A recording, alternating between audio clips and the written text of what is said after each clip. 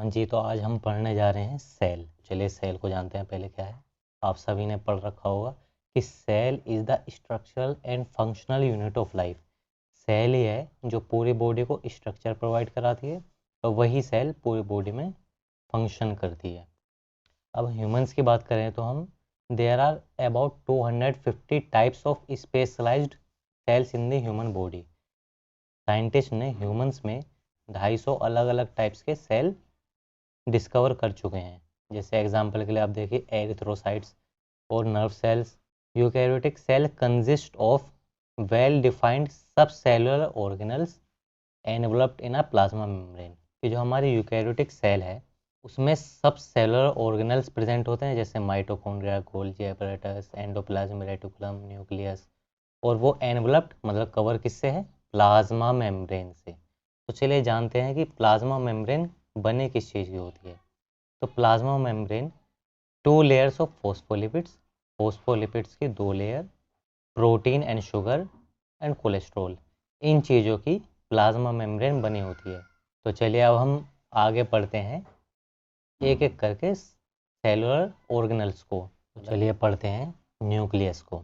Nucleus is surrounded by a double membrane nuclear envelope. जो हमारे nucleus है, eukaryotic cell की न्यूक्लियस है, वो 2 मेम्ब्रेन से एनवलप्ड है, मतलब कि कवर है।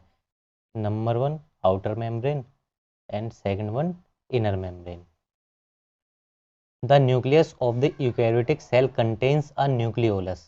It is rich in RNA. जो यूकैरियोटिक सेल की न्यूक्लियस है उसमें एक और चीज़ प्रेजेंट होती है जिसे क्या बोलते हैं? न्यूक्लियोलस। न्यूक्लियोलस में क्या प्रेजेंट होता है हाई अमाउंट में? RNA, और पर्टिकुलरली कौन सा? rRNA। ठीक है। Nucleus contains DNA, the store house of genetic information. इसमें DNA प्रेजेंट होता है। ठीक है। और ये जो आप ये देख रहे हैं ये थ्रेड लाइक स्ट्रक्चर, ये क्रोमेटिन है। अब हम देखते हैं आगे। DNA plus basic protein, mainly histone protein, मिलकर क्या बनाते हैं? न्यूक्लियोसोम्स। फिर वही न्यूक्लियोसोम्स, मिलियंस ऑफ न्यूक्लियोसोम्स मिलकर क्रोमेटिन फाइबर्स बनाते हैं। क्या आप देख पा रहे हैं? ये क्रोमेटिन फाइबर्स हैं। जब सेल डिवाइड नहीं हो रही होती है तो ये क्रोमेटिन फाइबर्स ऐसे ही स्प्रेड रहते हैं, लेकिन जब सेल डिवाइड होने वाली होती है तो यही क्रोमेटिन फाइबर कंडेंस हो जाते हैं और क्रोमोसोम्स फॉर्म कर लेते हैं। ठीक है। अब आप न्यूक्लियस के फंक्शंस को देखें। Number 1 control of the genetical information of the cell. Nucleus क्या करता है? जेनेटिक इंफॉर्मेशन को कंट्रोल करता है।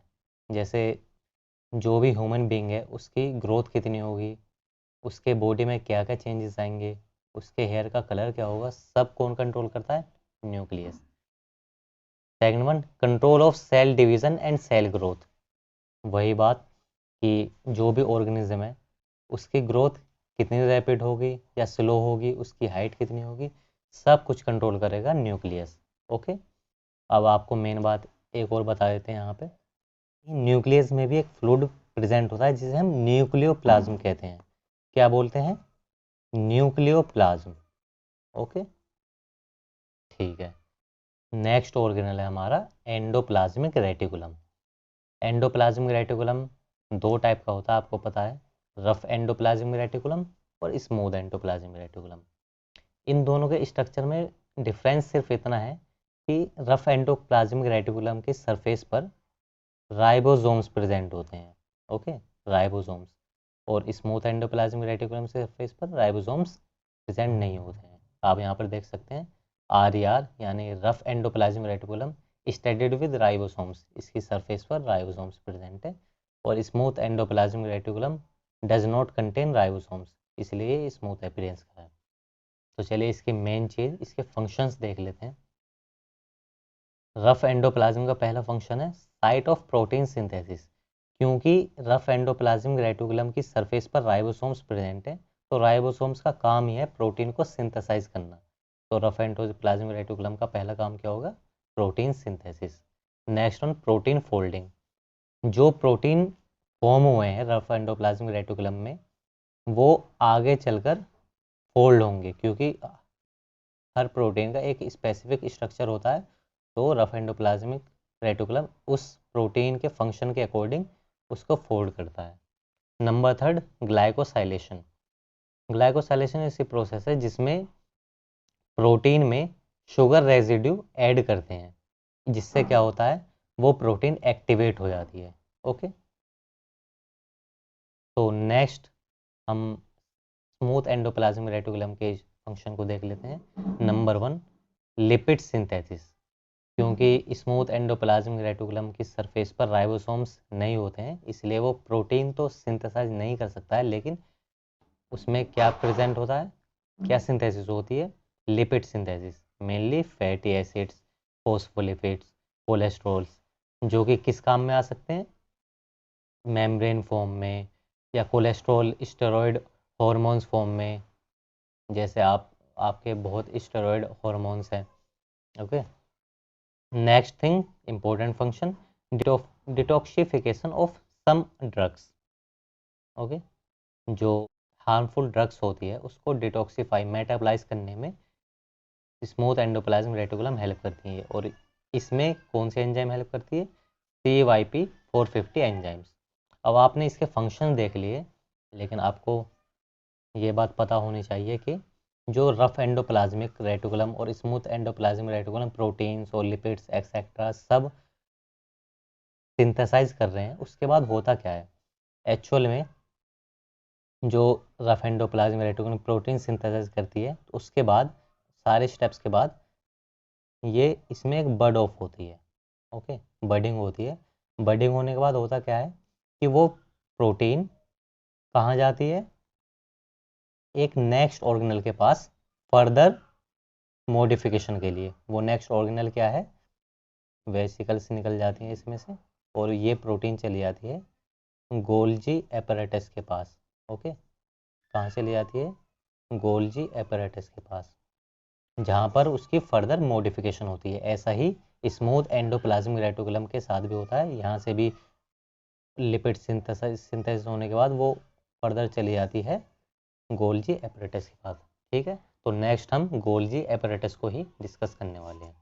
तो नेक्स्ट है हमारा गोल्जी एपरेटस। यहाँ पर आप स्ट्रक्चर देख पा रहे होंगे, तो देखिए, Golgi apparatus is a membrane bound organelle that is made up of a series of flattened stacked pouches called cisternae। Okay, तो गोल्जी एपरेटस एक मेम्ब्रेन बाउंड ऑर्गेनल है जो कि एक सीरीज ऑफ पाउचेस से मिलकर बना हुआ है। ठीक है, तो इन सब को, ये सब पाउचेस हैं। ओके, तो इन सब को क्या बोलते हैं, सिस्टर्ने। यहाँ पर देखो, ठीक है, सिस्टर्ने, ये भी सिस्टर्ने, सब सिस्टर्ने हैं।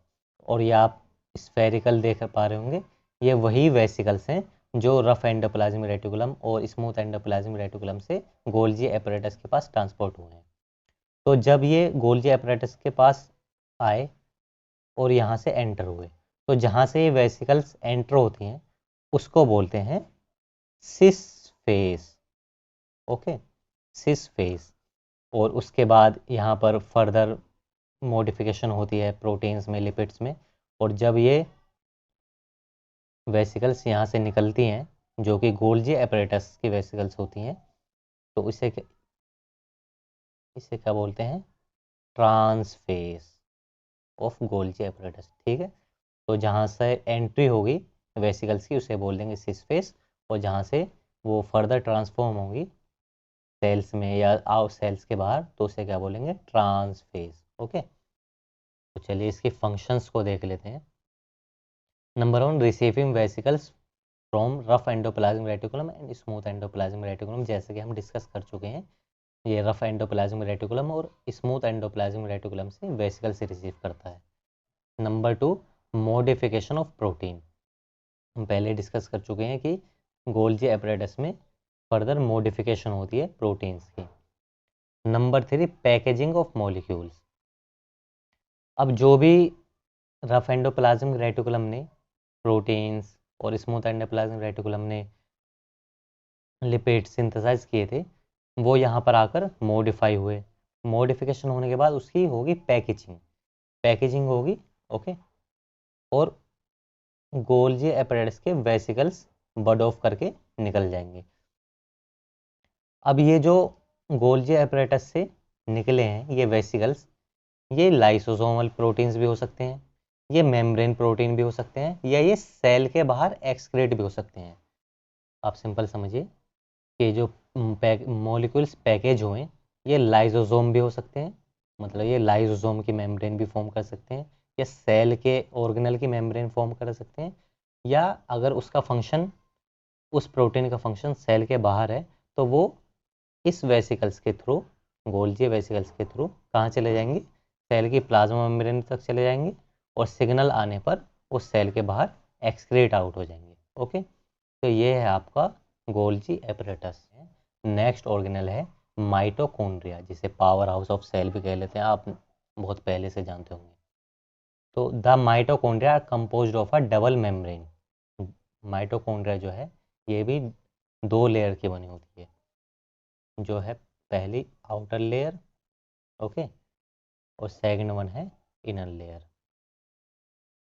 आउटर लेयर सिंपल लेयर होती है, लेकिन जो आप इनर लेयर पर देख रहे हैं ये ऐसे फोल्डिंग हुई पड़ी है स्ट्रक्चर की, इसे क्या बोलते हैं, इस स्ट्रक्चर को क्या बोलते हैं, क्रिस्टे। ओके, इसकी वजह से सरफेस एरिया बढ़ जाता है। ओके, तो next thing, the internal chamber of mitochondria is referred to as matrix और माइटोसोल। आप ये देख पा रहे हैं ये चैम्बर, इसे क्या बोलते हैं, matrix. Okay, mitochondrial matrix. The mitochondrial matrix contains several enzymes and a circular double stranded DNA. जो माइटोकॉन्ड्रिया है, माइटोकॉन्ड्रियल मैट्रिक्स है, उसमें different types of enzymes present होते हैं मेटाबॉलिक रिएक्शंस के लिए, और एक double double stranded circular DNA present होता है। यूकैरियोटिक न्यूक्लियस में तो लीनियर डीएनए प्रेजेंट होता है, लेकिन जो माइटोकॉन्ड्रिया में डीएनए प्रेजेंट होता है तो कैसा होता है, होता तो डबल स्ट्रैंड है लेकिन सर्कुलर। Okay, circular. और ये डीएनए, ये सर्कुलर डीएनए कहाँ से आता है, ये मदर से आता है। ओके, इसमें फादर की कोई इन्वॉल्वमेंट नहीं है। अब आप इसके फंक्शंस को देखिए। सबसे पहला फंक्शन इसका एटीपी सिंथेसिस। आपको पता है कि माइटोकॉन्ड्रिया में एटीपी सिंथेसिस होती है through electron transport chain. Okay, ATP 2 तरीके से सिंथेसाइज होती है।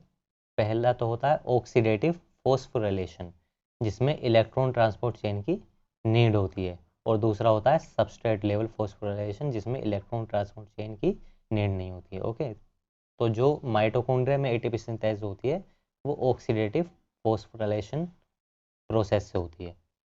नेक्स्ट फंक्शन क्या है इसका, मेटाबॉलिक रिएक्शंस, जैसे citric acid cycle, Krebs cycle, haem synthesis, gluconeogenesis, ketogenesis, urea cycle, ये सभी एंजाइम्स इसमें प्रेजेंट होते हैं।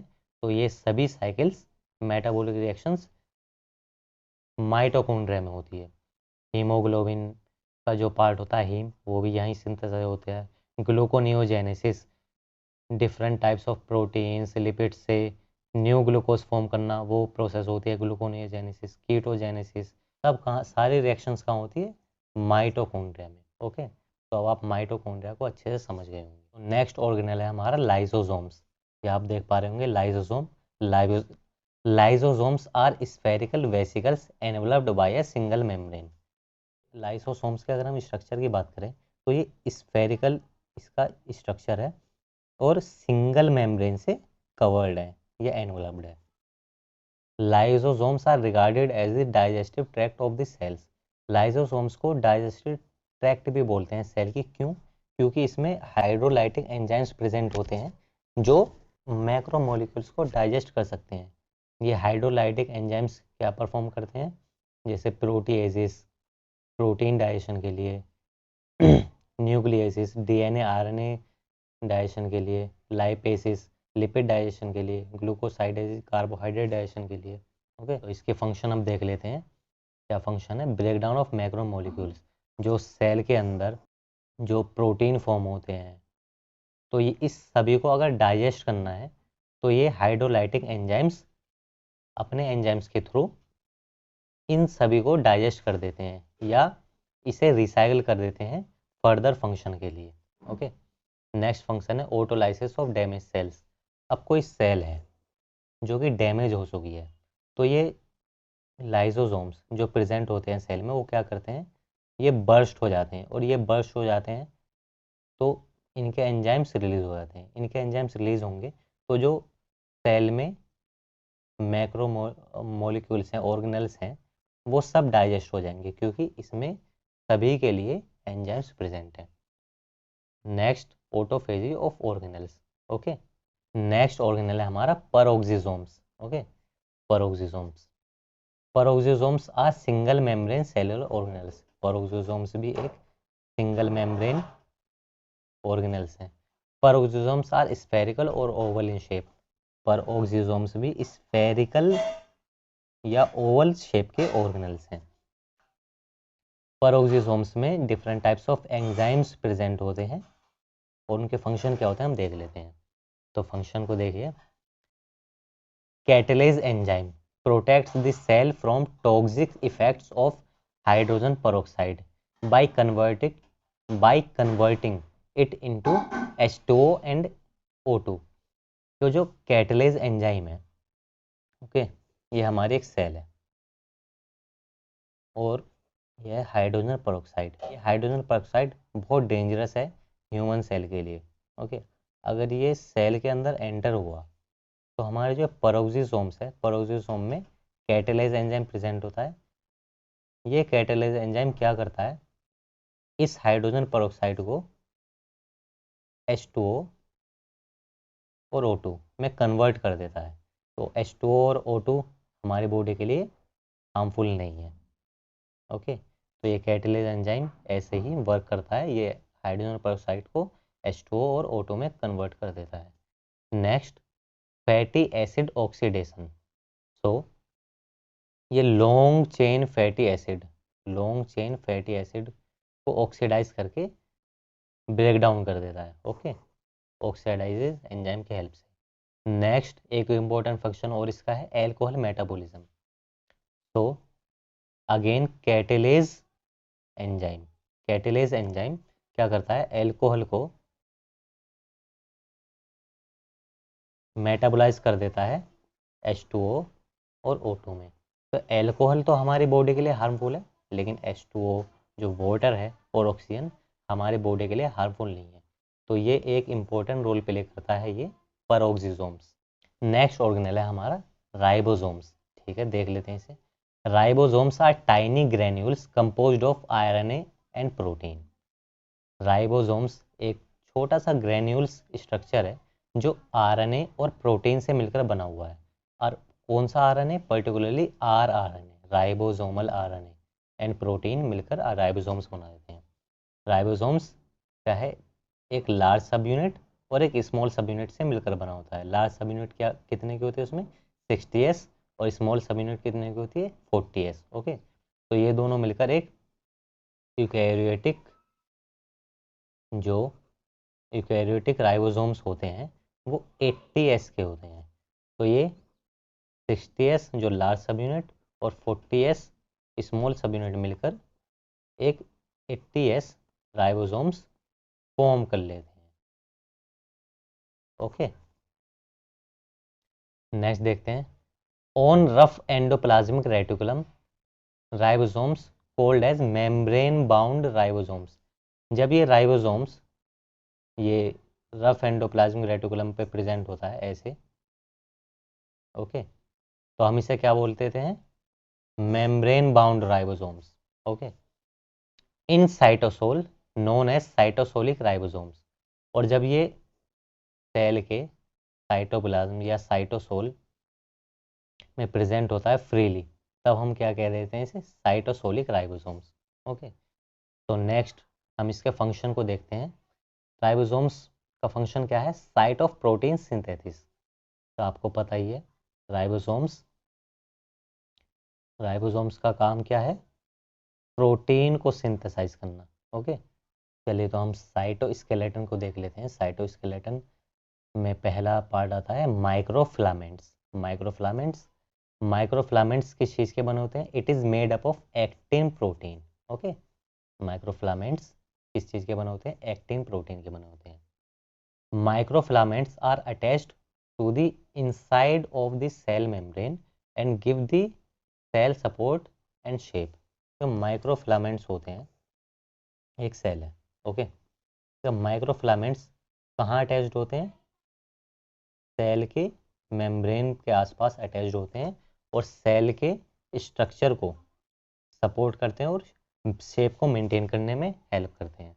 तो फंक्शंस हम देख लेते हैं इसके। Actin is involve in the contractile process in muscle cell.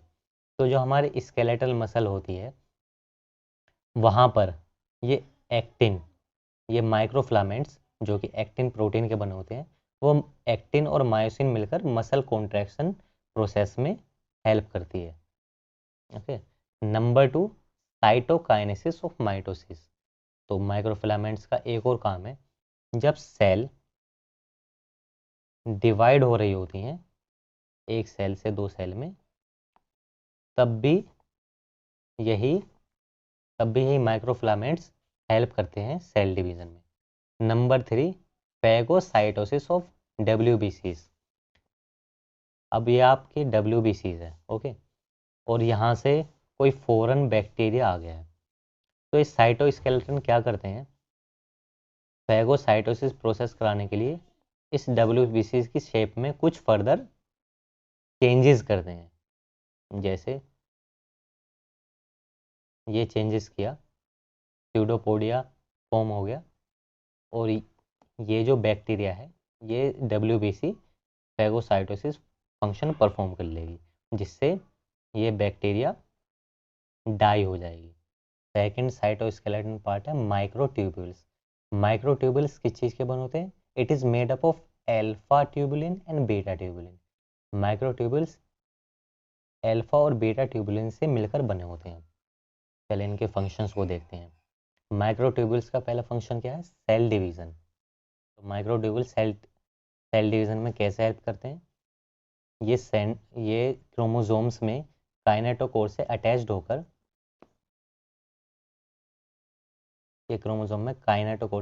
होकर सिस्टर क्रोमेटिड्स को क्या करते हैं? सेपरेट करते हैं। नेक्स्ट है हमारा सेल एक्सटेंशंस। तो जो सेल्स है, जैसे आपकी स्पर्म्स है जिसमें फ्लैजिला प्रेजेंट होती है, तो ये माइक्रोट्यूब्यूल्स उन सेल्स को मोशन प्रोवाइड करवाता है। क्या प्रोवाइड करता है? मोशन। और इस प्रोसेस में ATP की नीड होती है, तो लॉट्स ऑफ एनर्जी चाहिए होती है इस प्रोसेस के लिए। नेक्स्ट फंक्शन है इंट्रा सेलुलर ट्रांसपोर्ट। तो आपकी जो सेल है, सेल के अंदर डिफरेंट ऑर्गेनल प्रेजेंट होते हैं, और जैसे एंडोप्लाज्मिक रेटिकुलम है ना, और गोल्जी एपरेटस, तो ये वेसिकल्स के थ्रू क्या करते हैं? प्रोटीन्स वगैरह फॉर्म कर लेते हैं और उससे ट्रांसपोर्ट करना होता है। तो ये माइक्रोट्यूब्यूल्स इंट्रासेलुलर ट्रांसपोर्टेशन में भी हेल्प करते हैं, ओके। इंट्रासेलुलर ट्रांसपोर्ट, जैसे गोल्जी एपरेटस से प्लाज्मा मेम्ब्रेन तक वो प्रोडक्ट पहुंचाना है, तो कौन हेल्प करेगी उसमें?